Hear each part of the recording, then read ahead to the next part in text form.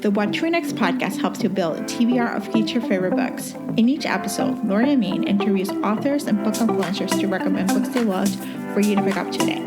If you're an avid reader, always looking for your next great read, then the show's for you. Hi, Juliet. Welcome to What to Read Next podcast. Well, thank you so much for having me. I'm really excited. I love talking about books. Oh, I'm so excited to chat with you. So tell us a little bit about yourself.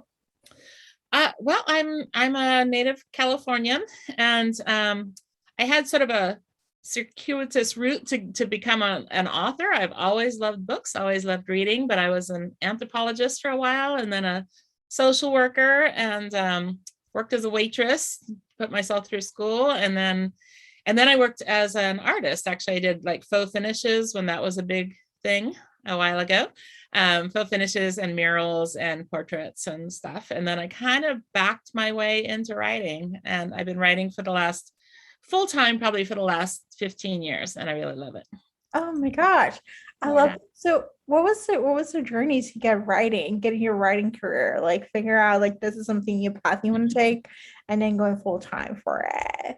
You know, I had my own design company doing the painting, and with a business partner, and we worked on a lot of remodels and that sort of thing in San Francisco, because I live in Oakland. So San Francisco's right across the bridge.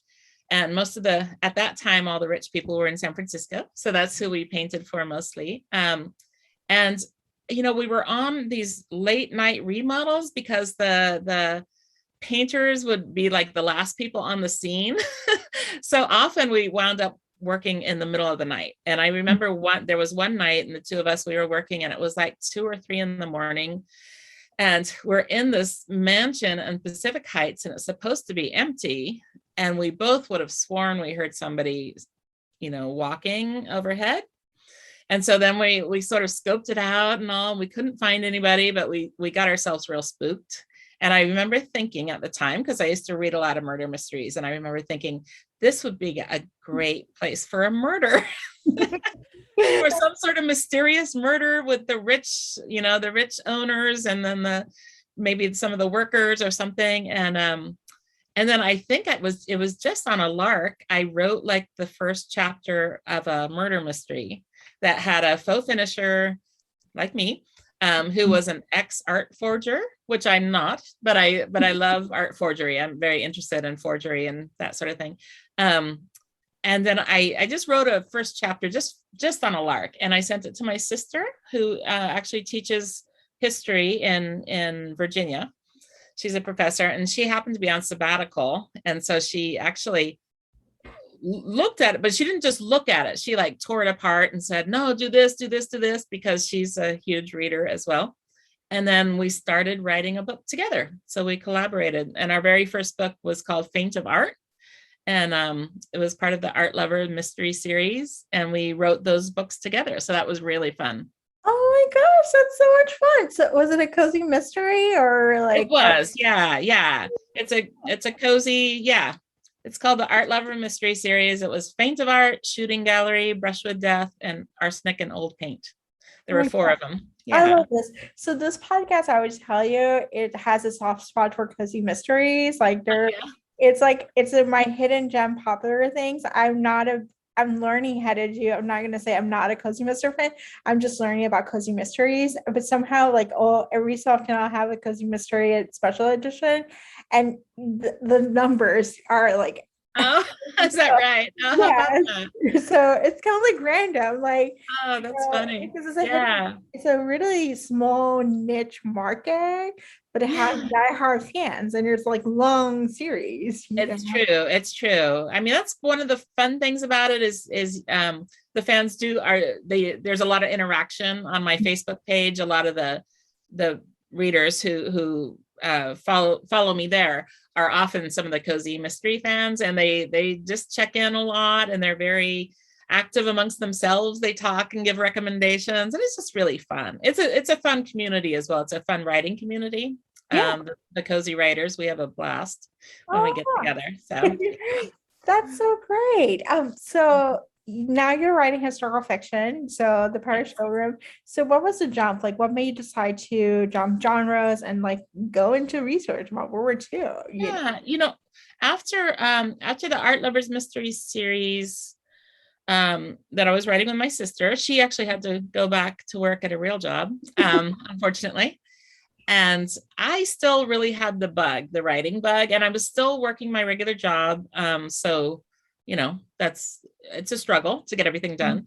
But I then started writing a witchcraft mystery series, which is a cozy paranormal mystery. It's about a witch with a vintage clothing store in the Haight-Ashbury in San Francisco. So that was a lot of fun. And that one got to be very popular. And then I wrote the haunted home renovation series about someone who which is also cozy, but it's a home renovator who sees ghosts behind the walls. And then I spent a lot of time in France. My boyfriend's French, actually, and we spent a lot of time there. And so I thought, what I should do is set a mystery series in France. So I had an idea for a mystery series that was about a locksmith in France. And there was a particular locksmith shop that I stumbled across one day, and I just in Paris, and I just fell in love with the guy there and all the locks and the keys. And I pitched it to my editor at Penguin, and she took it to her boss. And then she came back and she said, we think this would be a better women's fiction than a mystery series, like a standalone women's fiction. And would you be interested in trying that? And I think, as an author, it's really exciting to sort of push yourself to do a different kind of genre. And the mysteries are in some ways much more accessible, because in a mystery, you have a structure for a novel already. You have somebody has to die, and then there have to be lots of suspects, and then there has to be a motive, and there's a skeleton to build your novel on.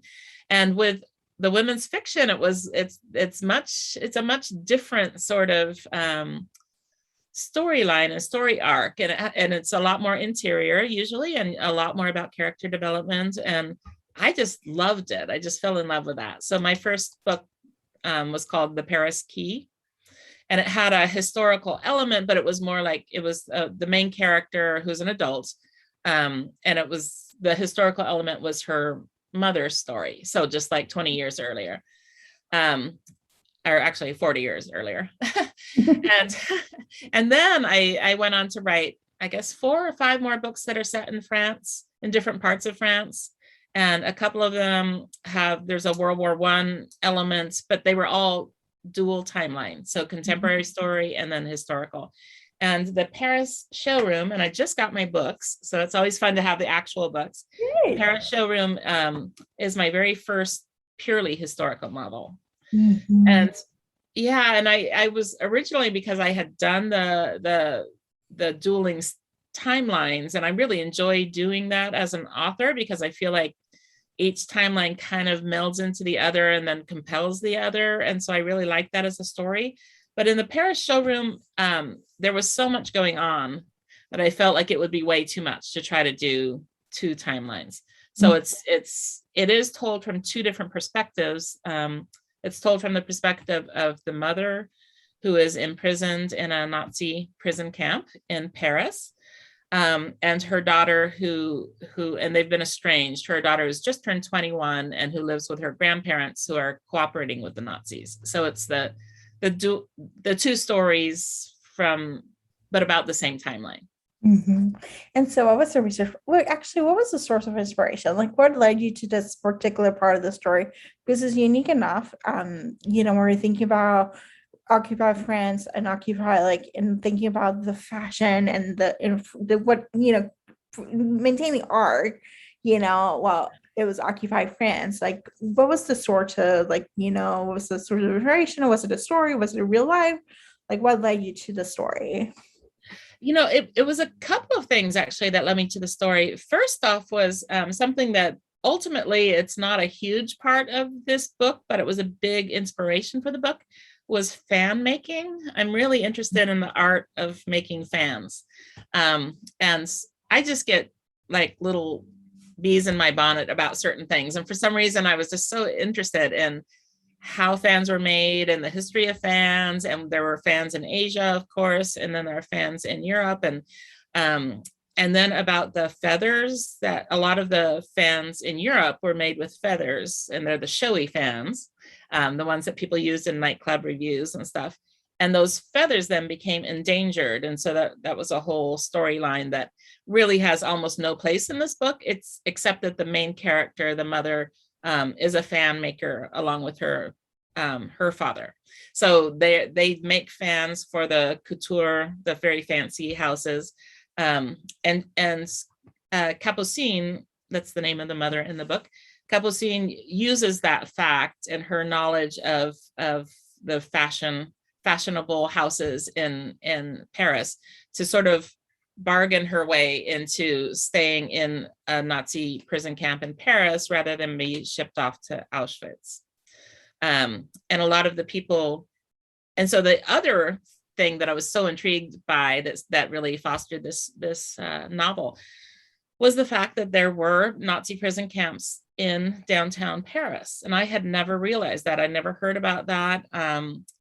There were 3 of them, and the Leviton department store was by far the largest. There were over 700 prisoners kept there. The other 2, Bassano and Austerlitz, were much smaller. But all of them really catered to the Nazi elite, who had a real hunger for all things, artistic Parisian things. They really had a hunger for that. And it's part of the weirdness of that time period. And I think it's one of the reasons why there are so many books and movies made about World War II, because it was such an odd thing. The occupation, the German occupation of France was so odd because on the one hand, the Nazis in particular really revered a lot about Parisian culture and French culture in general, but Parisian especially. But then they also were willing to destroy it. So it's such an odd juxtaposition. And in the book, Capucine is not Jewish. And I think most people know that not only Jews were arrested by the Nazis. She's accused of being a communist, and that's why she's imprisoned. But I was just so interested in how these people lived and who they were, and the fact that they lived in a department store, which just for some reason seems so odd to be held prisoner in a department store. So odd, but at the same time, like thinking about like the world today, like people are even bomb shelters in Ukraine are subway stations, so you just don't know. But it's like, imagine this world was occupied, like where your world is been upended and then being stuck in a department store doing work. Exactly. I mean, it's so interesting because obviously the whole Ukraine situation wasn't happening when I was writing the book, but now the book seems so kind of relevant in terms of that, just what it is to actually live with occupiers and try to survive. And everyone's trying to survive, trying to get enough food. That's the thing about wars that I'm interested in writing about. I'm not interested in military history and that sort of thing, but I'm very interested in the day-to-day, how people live, how they get enough food, how they go to the bathroom, basic stuff, right? Do they get to shower? Do they get, I don't know. Do you pay taxes when you're like living under an occupation? Like, how does it all work? Yeah. So that's what I'm really interested in. Yeah, it's basically Maslow's hierarchy of needs. All your basic needs are met, and what happens, what kind of conflict it creates, like what kind of decisions do you make because your basic needs are not being met. Right, exactly. And that can make a really compelling story because you're like, okay, putting yourself in that shoes, like, will you do what the character's doing, or how will you approach it differently and stuff like that? And as a reader, it seems like it's something really captivating.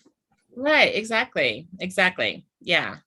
All right, so let's switch things around. So what kind of genre do you gravitate when it comes to reading? It's I am all over the map. I really am all over the map. I read a lot of nonfiction, especially when I'm doing research. and I was, as I mentioned, I studied anthropology for a long time, so I'm very interested in social sciences and history, but history from kind of a very social sciencey point of view. But in terms of my fiction, I do read a lot of cozy mystery. We were talking about cozy earlier. I enjoy reading my friends' books, and I enjoy other mysteries, like grittier mysteries as well. I personally have never been able to write a gritty mystery because I can't live that long with the ugliness, but I can live long enough to read a book about that. But then I like a lot of, right now I'm reading Mexican Gothic, which I'm sure you've everybody's heard of that. I'm kind of behind. So like, that was a hot book a while ago and I'm reading that one. That's really fun.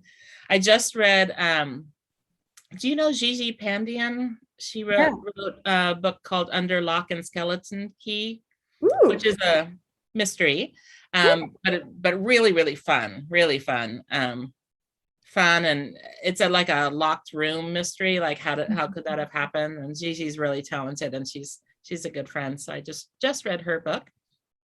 And Tana French. I love Tana French. Anything by Tana French. Richard Russo was one of my favorites as well. I'm kind of all over the map, obviously. Yes, but you seem to have like some sort of mystery.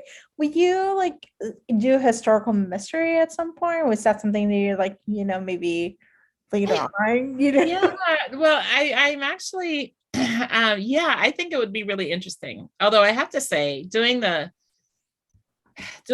historical novel is so much work, and of course it is, but it's just so much research.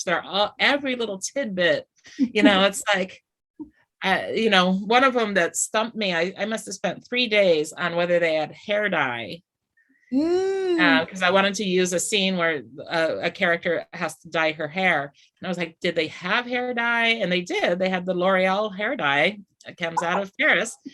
But Hitler declared it to be, I don't know, vanity or something. And he said that women shouldn't dye their hair. So it wasn't available in stores, although it was in the black market, apparently. It was in the black market, probably. Yes, yeah. But anyway, it's interesting. And then there were these substitutes for hair dyes that were being used. And that's actually in the book. What I used is they used... for a dark hair dye, they used black walnut. I don't know if anyone's ever opened a black walnut, but it stains your hands. I've opened them because they're native to this area in California. And they'll stain your hands for a good, week or so. It's like putting henna on your hands, probably. So yeah. Oh, this is so exciting. I was wondering. I was like, because I'm actually I've been reading some Victorian historical mysteries, and they're kind of like fun. They're like downstairs, upstairs, very, very English Downton Abbey, and it's like, the downstairs trying to like solve the mystery of the whatever murder that happened, Yeah, it's fun. I think it could be really fun. Yeah. Yeah. It's like, it's a nice little escape, It is. Yeah. Awesome. So tell us where we can find you online. It's julietblackwell.net or .com. I think I've got all of them. I think I even have .org. So it's just Juliet Blackwell. And then I'm also on Twitter at Juliet Blackwell Author, and also Facebook, Juliet Blackwell Author. And I'm on Instagram, although I don't post as often as I should, but I am there. Okay. Thank you, Juliet, for being on the show. Thank you so much for having me. This was so much fun. If you enjoyed this podcast, feel free to share with friends, subscribe, rate, and review the show. This is the easiest way to support this podcast. For a list of books mentioned and other romance recommendations, please visit whattoreadnextblog.com. The What to Read Next podcast is part of the Frolic Podcast Network. Please visit frolic.media/podcast to discover new shows to tune in. Thank you so much for listening. Have a great day.